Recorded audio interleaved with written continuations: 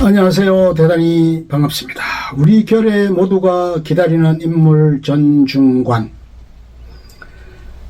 요즘 중국의 누리꾼들이 인터넷에서 가장 많이 두드리는 단어는 화이웨이라는 이름이다. 하루에도 수만 명이 이 이름을 검색한다. 그의 병세가 어떤지 알아보기 위해서다. 그리고 모두 이렇게 한 목소리로 기도한다. 하나님, 우리의 히포크라테스를 제발 살려주세요. 중국 베이징 군구 종합병원의 외과 전문의였던 그런 병마에 시달리며 자신이 평생을 버텨왔던 병원의 침대에 누워있다. 73세인 그는 지난해 7월 말 위암말기 판정을 받았다.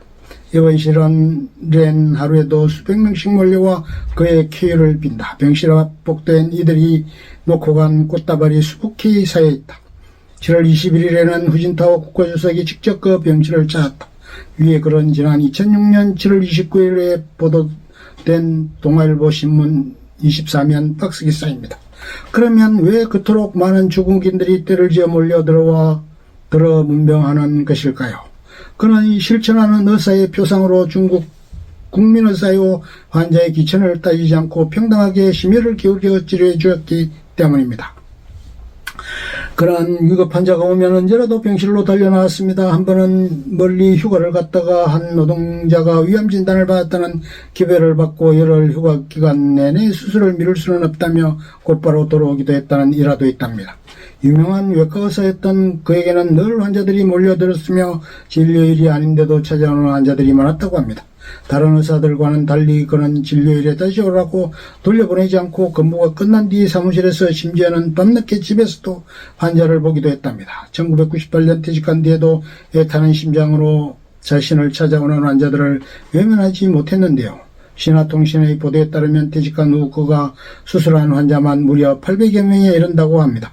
그는 52년간 수천 건의 수술을 했지만 단 한 번의 의료사고도 내지 않을 만큼 화타같이 뛰어난 의사였을 뿐 아니라 단 한 번도 환자에게 금품을 받지 않았다고 합니다.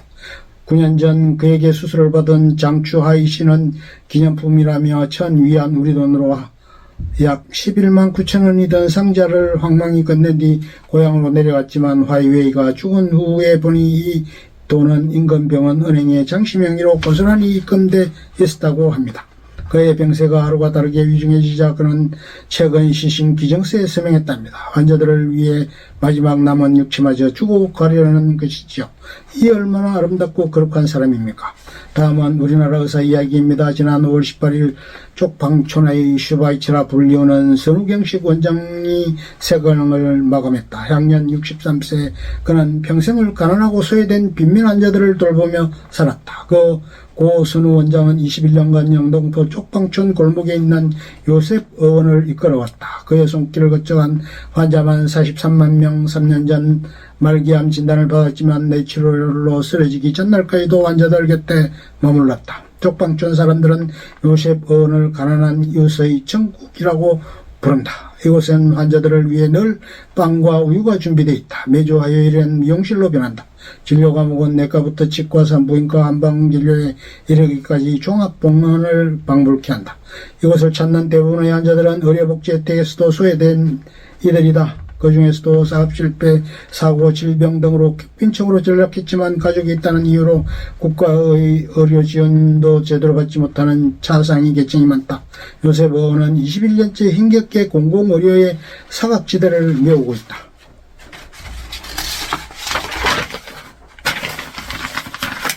고 선우 원장은 사회 제도 속에서 구제받지 못한 이들이 인간다운 삶을 살 수 있도록 애쓰기도 했다. 그는 전북고창의 한 폐교의 알코올 중독 환자들의 자활터전을 마련했다. 현재 알코올 중독 전력이 있는 4명의 남성이 그곳에서 생활하고 있다.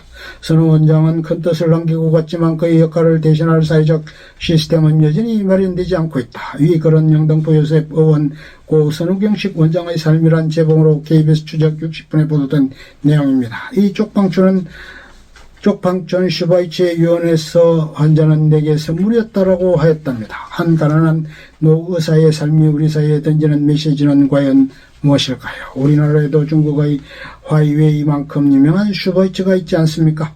미국의 소설가 너세니얼 호손 만년에 쓴 단편소설 중에는 여러 가지 인간상을 보여주면서 이상적인 인간상을 추구한 작품으로 큰바위 얼굴이라는 작품이 있습니다. 대체적인 줄거리는 다음과 같답니다. 남북전쟁 직후 어네스트라는 소년은 어머니로부터 바위 언덕에 새겨진 큰바위 얼굴을 닮은 아이가 태어나 훌륭한 인물이 될 것이라는 전설을 듣는다. 어네스트는 커서 그런 사람을 만나 보았으면 하는 기대를 가지고 자신도 어떻게 살아야 큰바위 얼굴처럼 될까 생각하면서 진실하고 겸손하게 살아간다. 세월이 흐르는 동안 돈 많은 부자, 싸움 잘하는 장군, 말을 잘하는 정치인, 글을 잘 쓰는 시인들을 만났으나 큰바위 얼굴처럼 훌륭한 사람으로 보이지 않았다. 그러던 어느 날 어네스트의 설교를 듣던 시인이 어네스트가 바로 큰바위 얼굴이라고 소리친다 하지만 할 말을 다 마친 어네스트는 집으로 돌아가면서 자기보다 더 현명하고 나은 사람이 큰바위 얼굴과 같은 용모를 가지고 나타나기를 마음속으로 바란다.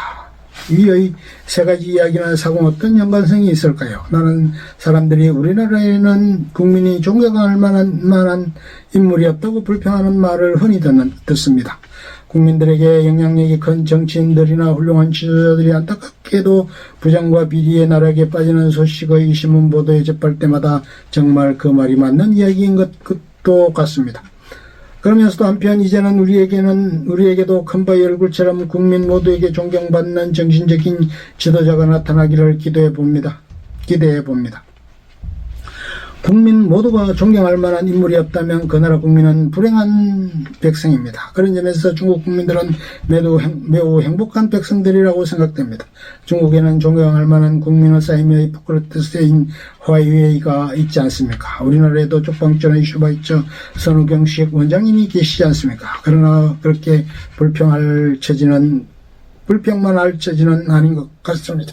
우리나라에는 중국민이 존경할 만한 인물이 없다라고 불평하기 전에 왜 자기 자신부터 모두에게 존경받을 인물로 성장해 나가도록 노력하지 않는 것일까요? 나 자신부터 깊이 반성해야 할 일입니다.